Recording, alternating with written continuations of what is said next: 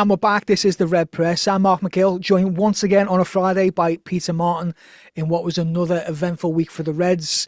In the past week, we've seen Arne Slot's Red Machine get past two tricky challenges in Brighton and Bayer Leverkusen to cement the place at the top of both the Premier League and the Champions League too. Now, the Bayer Leverkusen game is probably a good place to kick things off, Pete. Now, that game saw, obviously, the return of Xabi Alonso to Anfield, going head-to-head with Arne Slot. Now, in the summer, I don't think there would have been a Reds fan in the world that would have chosen Arne Slot over Xabi Alonso. Maybe there was a bit of disappointment when we got Slot and we didn't get Alonso. But 10 games into the Premier League, 4 games into the Champions League, I think it's fair to say that Slot has got off to just an unbelievable start. And I'd say it easily surpasses any expectations. What do you think? Unbelievable. Yeah, there was a really nice moment in the game, maybe like 75 minutes, somewhere around there, that the crowd just started singing the Slot song, and it was so loud. And comparing that to 5 minutes later, there was a little cursory, Xabi Alonso ringing around, but nowhere near the same volume or like intensity. Um, Everyone just seemed to be buzzing. Like I don't think anyone anticipated how good it would be. And it's just like everyone's taking it slow and not getting too carried away. But yeah, it's amazing. It's a great time to be a Red.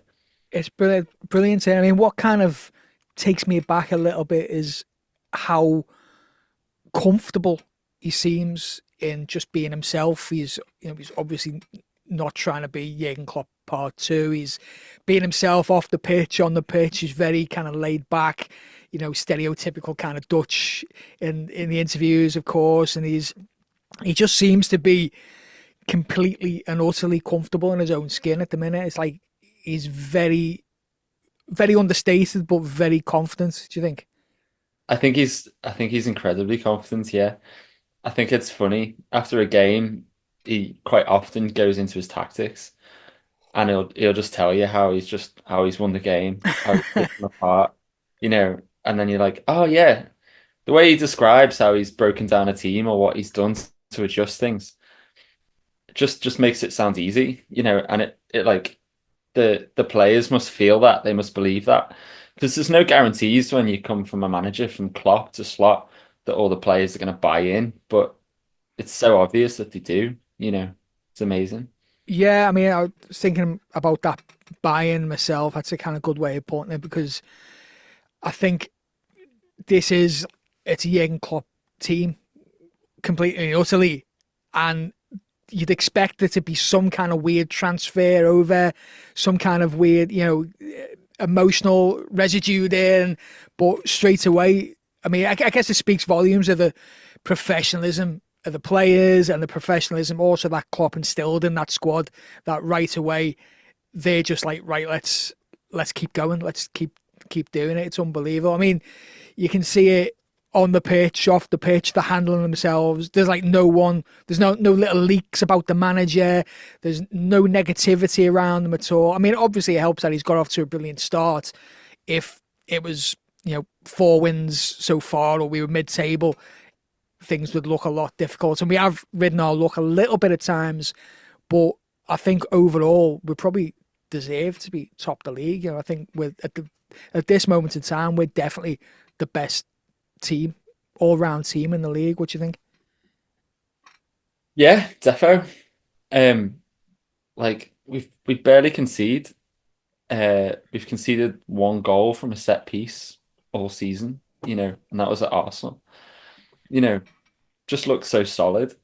Um, And that was something maybe over the last season, so we started to talk a little bit vulnerable mm, in the air. So I mean, I'm not quite sure what he's doing there, but everything does seem a lot more solid. I don't know whether it's individuals raising the game or whether it's some kind of structural thing he's implementing there, but I think solid is just the ideal word for it. Everything just seems more yeah. solid there. I think Kanate's got better. Like I think he's just growing. Um, like he was just so good on Tuesday. Um, just yeah, his battles against Boniface, who just looks like the biggest fella I've ever seen in my life. You know, when you're just looking at someone before the game, it's like, you know, when you get home and you Google how tall someone is because they just look massive. He's No, 6'3", which is big, no, but not. no, but I'll take your word for it. But He's 6'3", but he looks bigger, but he's dead wide as well. he's a unit. I think if he was playing Sunday League, he'd be called a unit. I think. Yeah, definitely. And he kept drifting wide in this game, which is apparently not how he normally plays. So he was drifting off. So there was a lot of like one-on-one tussles with him and Kanate. And Kanate was just having him off, and yeah, I don't know. I think the improvement in Kanate's form as well as like just tightening up and having more control in games has definitely helped. Yeah. Keeping that back to Canate and Van Dijk kind of together for the majority of the season, I think has helped as well. Obviously, you know, Canate has had issues with playing games consecutively and maybe picking up little injuries now and then and being in and out of the team. But for whatever reason, that's not happening this season. And Slot seems content with him playing as many games as possible, seeing out the 90. And I think that, I think you can't underestimate how useful it is for these footballers to get consecutive games, and managers are obsessed with rhythm, aren't they? The players having rhythm. I think that is a big thing for Canate. But so he was obviously great against Leverkusen, but I don't think you can talk about that game without talking about Luis Diaz. Sensational. Unbelievable. Yeah. What did you make of that? Like, it was a bit of a different kind of thing for him. He was like, Slot usually is like rotating between Gakpo and Diaz, and he's found a way there of putting Gakpo and Diaz on the pitch at the same time, but not putting Gakpo in the middle. He's had Diaz in the middle. What did you make of that? Yeah, he said in his post-match that was in response to Tar, their centre back, who he like really heavily praised as well. I don't know whether that was a little nod for the future, like one we might come back for. But he was saying that Tar prefers to play against a target man, so he likes people who run off him and run around him. And yeah, although it was listed that Diaz was in the middle, like if you look at his heat map, he was all over the place, like he's popping up everywhere. But definitely the wide players stuck to their wide positions. So it just kept dragging their centre backs out a little bit, and it was just that classic kind of like push and pull. Someone comes forward, sorry, someone comes back, they bring someone with them and then they play a ball over the top or something Yeah. like but yeah, no, just it was just all over the place. And then that pass from Curtis, it was almost like half a stride short, so he had to like take a touch and carry it. And then I think he just composed himself just in that split second, and then great finish for the first. I think, that move probably dispelled a lot of kind of myths of, Curtis Jones can't play the right ball at the right time, or keeps hold of it too long, or Diaz has no end product. And we're seeing these kind of myths fall away now of Mm. Curtis Jones really kind of grow into that role of taking the ball in deep, driving it deep, and coming up with a killer pass. And then obviously Diaz coming up with that end product, which is something that a lot of people have kind of been critical of him over the past couple of years. Did you think those two players are kind of like moving up to a different level than what we've seen before? Yeah, definitely. I think Curtis was really smart in the game because their press just wasn't that consistent, really. It was they were varying it throughout the game. They didn't have a consistent like press at different times or different positions. They were like varying their play. So sometimes it started to turn the screw a bit in the second half, where people would kind of get the ball on the pivot and kind of drive, kind of more on that left side. I think Gravenberg had a good run through there, and then it just, yeah, um, lost my point there. Point was that Liverpool won 4-0 against Bayer Leverkusen. The week before, Liverpool won 2-1 against Brighton. And I think two different kind of challenges there. One constant there was, I think, the effect of the crowd on the game. Yeah, This is something which I think is a lazy point people pick up on. I think it was early in the season, people saying there's something wrong with the atmosphere. When I say someone, I'm saying Gary Neville, and then people like latch onto it. People saying there's something wrong with the atmosphere at Anfield. It's not quite right. I think it's just looking at it without any kind of context at all. I do think the atmosphere, there is an issue with atmospheres in Premier League stadiums. Obviously, that comes with increased hospitality, and there is a wider issue at play. But in general, I don't think there's a big difference. And I think people who are critical of the atmosphere these days are looking at the past through rose-tinted glasses a little bit. You know what I mean? They haven't been to a League Cup match in 1987 when there's 25,000 people there or whatever. And that kind of thing was happening in the 90s, and then obviously attendance has increased from there, but we're still getting games that are dead, and it's always happened. But when the team really, really needs them, or when the team inspires the crowd, they never fail to get up and make a difference. And it happened against Brighton, and it happened against Leverkusen. You were there for the Leverkusen match. What was the atmosphere like there? Yeah, I couldn't agree more. And my partner's dad, who's just been a season ticket holder since the 70s, says the same thing about that when people talk about the crowd. And a good atmosphere is earned, really, isn't it? It's something that it's a spark that something will happen in the game, whether it's like someone getting had off or just like a release of tension or something. A big tackle usually does it, doesn't it? Like a big, something as innocuous as that, really. Someone sliding in it, going out for a throw in 30 yards from the goal. It doesn't really matter, but just that little bit of you over here, like English teams just thrive off seeing that in a way that maybe some teams around Europe, they have no interest in sliding tackles and stuff like that. But something as simple as that can really get a crowd going. And yeah, definitely. Like when you're playing like a League Cup game against Coventry at Anfield or something, and then they're singing like, "Is this a library?" or where's your famous atmosphere and stuff like. But every any away fan can say that in any stadium. You know what I mean? It's very rare that a home fans are up for it every minute of every game. And obviously away fans are always the most vocal. The very nature of those fans being together, taking, kind of committing to those massive long drives, the massive expense, they're hardcore, and they're traveling together, they're all packed together, they're making noise just by the very nature of it. But so it is kind of just, you do sigh when you're in, especially Premier League teams coming to Anfield, and then they run through the usual, songbook of just rubbish songs, and then they will inevitably, as you say, come up with a comment about the atmosphere, and you think, well, okay, what happens when we go to the City Ground or the Emirates or wherever around the Premier League? It's exactly the same, but in reverse. But definitely. Yeah. But no, the atmosphere was amazing the other night. I mean, it was great because it's just bonfire night, so the whole trip to the grounds was amazing.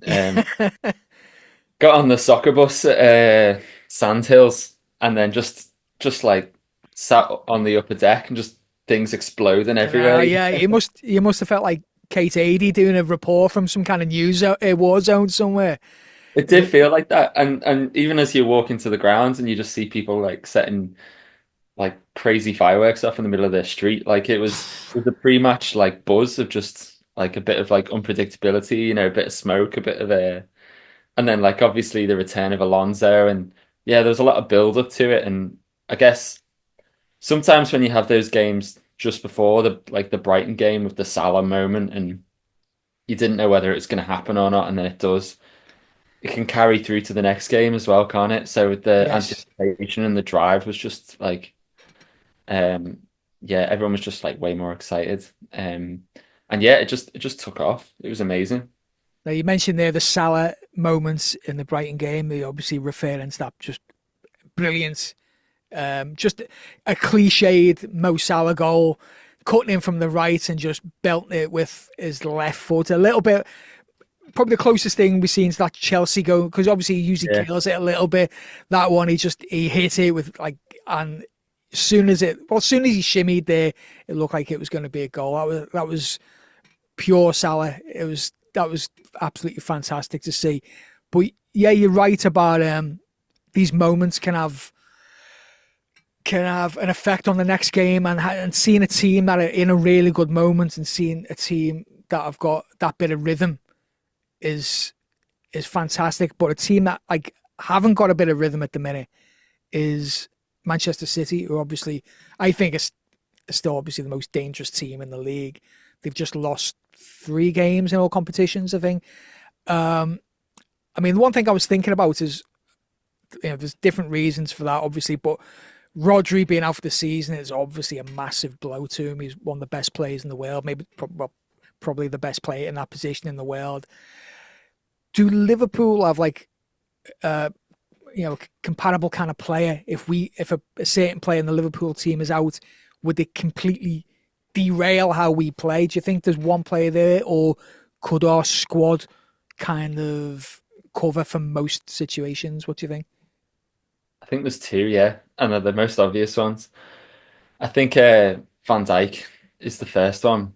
Yeah, Um, he has so much of the ball. Like I was looking at some mad stats before.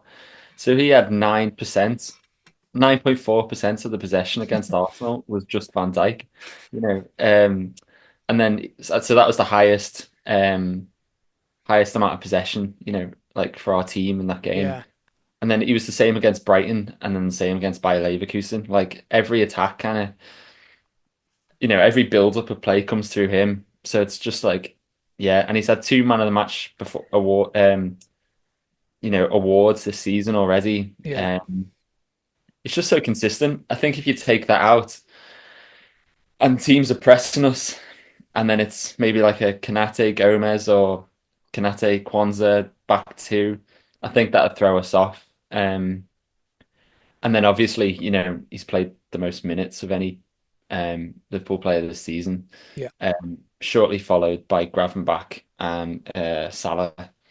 And then I think Salah's obviously the second one. Just how many times? But weirdly, this season it's more Salah's assists as well. Like they just seem yeah. to get you out of nowhere. Um, so yeah, they're the two for me.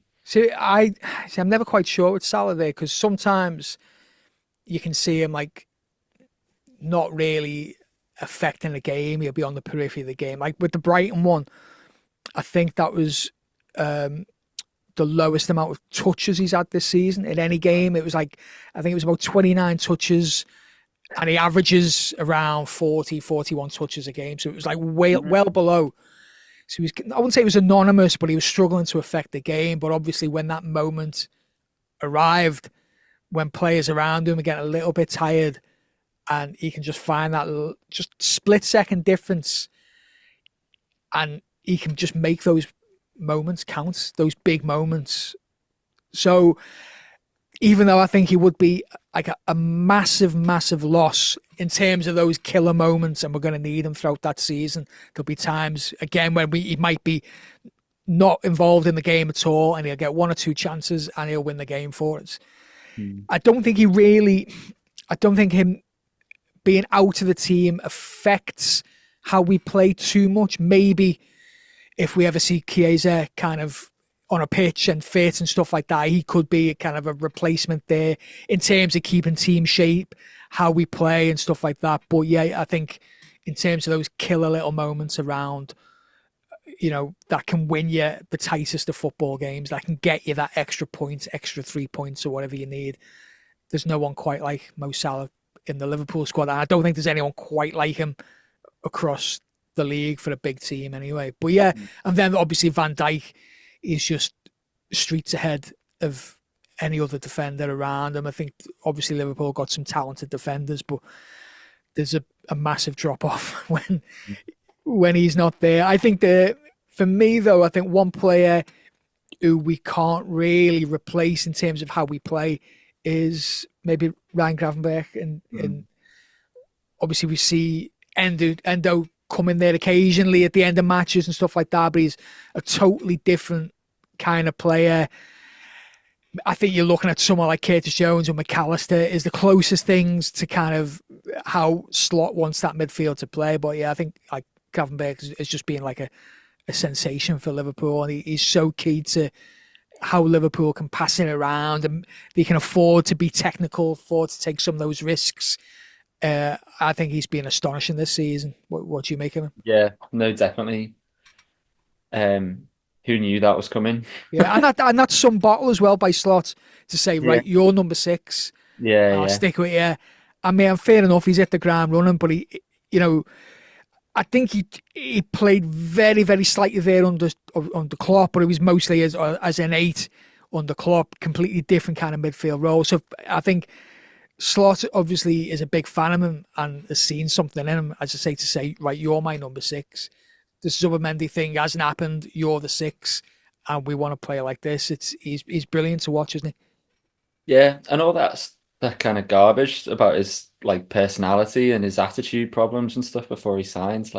Yeah, Like you haven't seen any of that really, have you? Especially not not this season. He's so disciplined. He's so yeah, not at all. Yeah, you're right. We haven't seen even last season when he's in and out of the squad. You're not hearing of him like leaking stuff to his agent or throwing a straw up or anything like that. He's from the outside, he looks like a consummate professional, doesn't Do you think that's maybe like our little Dutch core, he? keeping people like together and There's there's there's probably a lot of it to do with that. I don't think. I think the team in general, excuse me, is of such a high professional standard.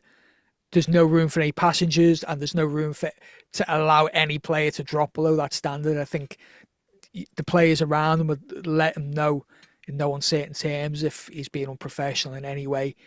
But obviously, having like, yeah, you're right, having that like little Dutch contingent there has probably helped him settle in at least. And but no, we haven't seen like anything to do with that. I mean, there's like, I don't know. There's a lot of lazy stereotypes like that, like where we've seen about him having attitude problems, and people were like last season that the cliche around him was that he was lazy as a player, which I just think is not. And like, I mean, truthful, I think all these kind of cliches are kind of based in racism.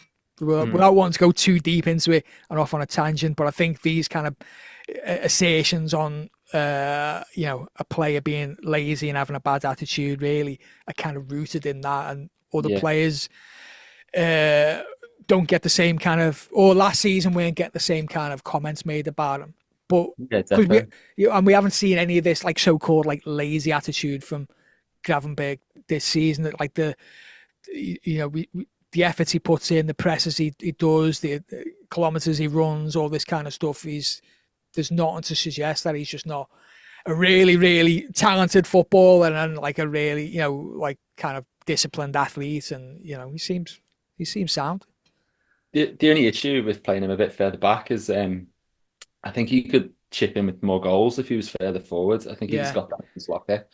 So you kind yeah. of lose a little bit of his game there. So if we Def- did get Zubimendi and we could squeeze them both in, it might be interesting. I do think we need an extra body in midfield. Realistically, if we're gonna go far in a couple of competitions, if we're gonna go far in 4 competitions, there's we're gonna be like dead come March. You know what I mean? Like I think we need another high quality body in midfield. Obviously, we've got Harvey Elliott coming back as well at some point soon, hopefully.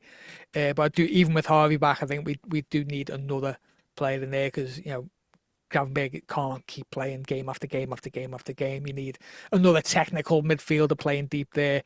Mm. Or then, as you say, you can kind of experiment there, and certain situations might need Gravenberg, to have a bit more of a license to get forward and all that kind of stuff. But yeah, transfer rumours is another topic for another day, I think. There, How does obviously, Jota get back in after international duty if I he's don't fit? know, but he's not going to be back for a little while. Like in Slots in his press conference today, I think he was saying Jota is going to be like another 2 weeks after international duty. So we're talking like another month from now before he's probably training.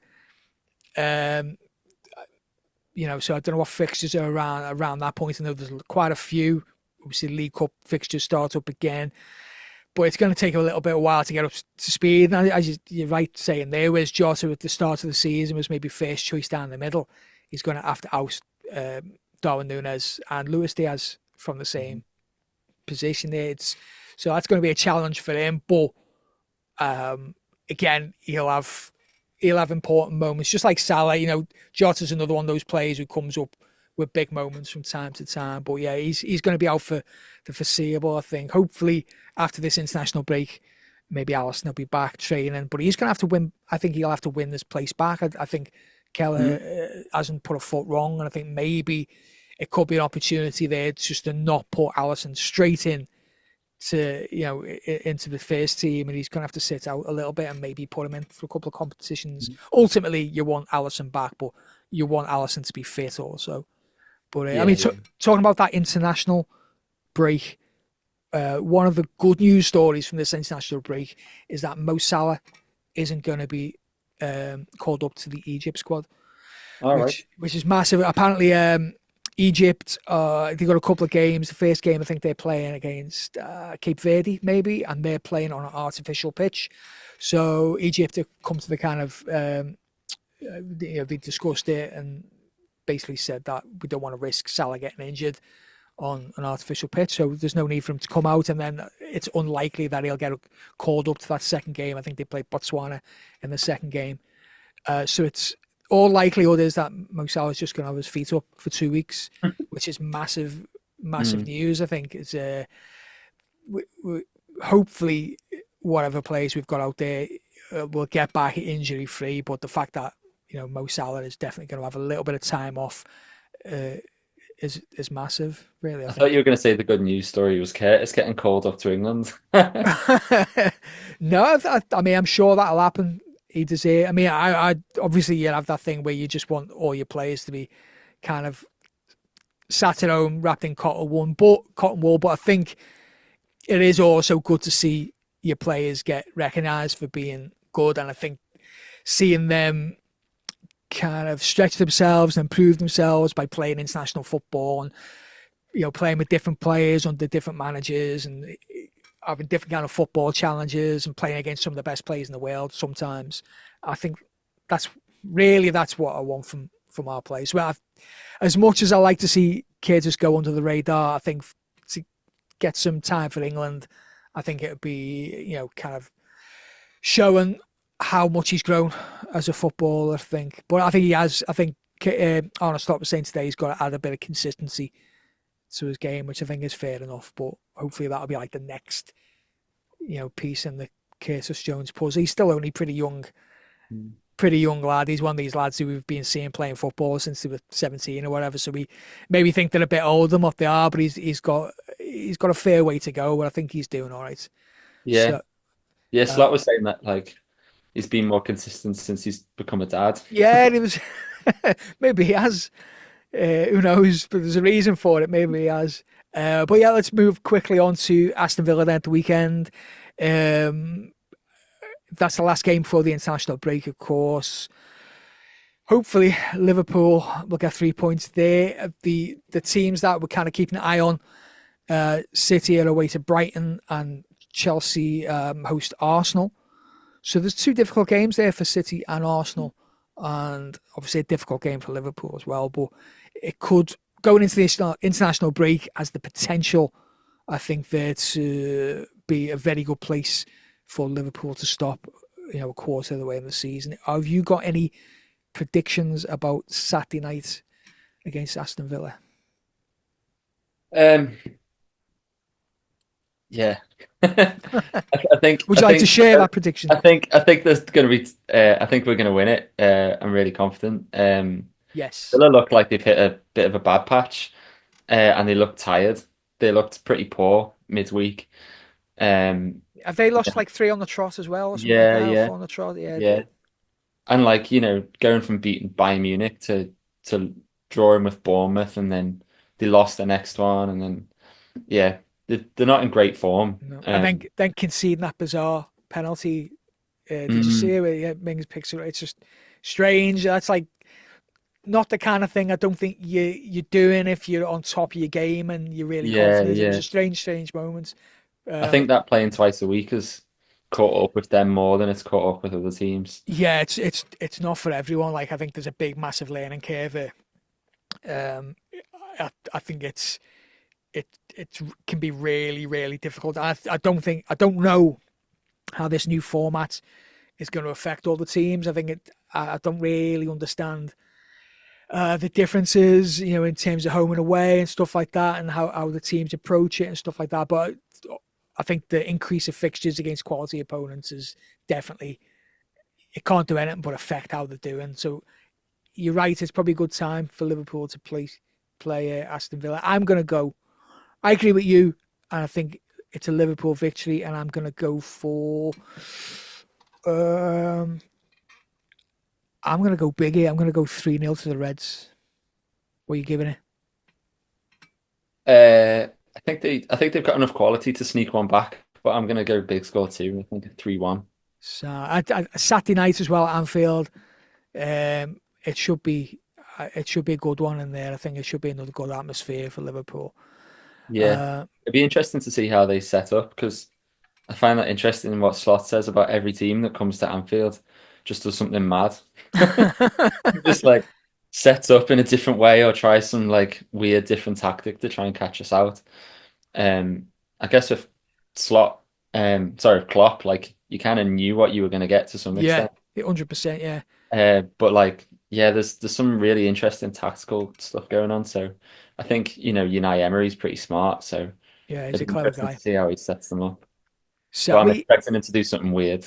yeah, he tends to do that against Klopp's side. I think Klopp maybe struggled a couple of times against Emery's side. So it's yeah, you're right. It should be interesting to see what happens. So I hope to see you'll have your tactics board out early doors Sunday morning and deciphering what happened on Saturday night. So we leave it for there. Thanks again, No worries. Peter. And yeah, let's hope it's another 3 points for Liverpool. And we go into the international break way ahead of Man City and Arsenal. Up the Reds. Up the Reds.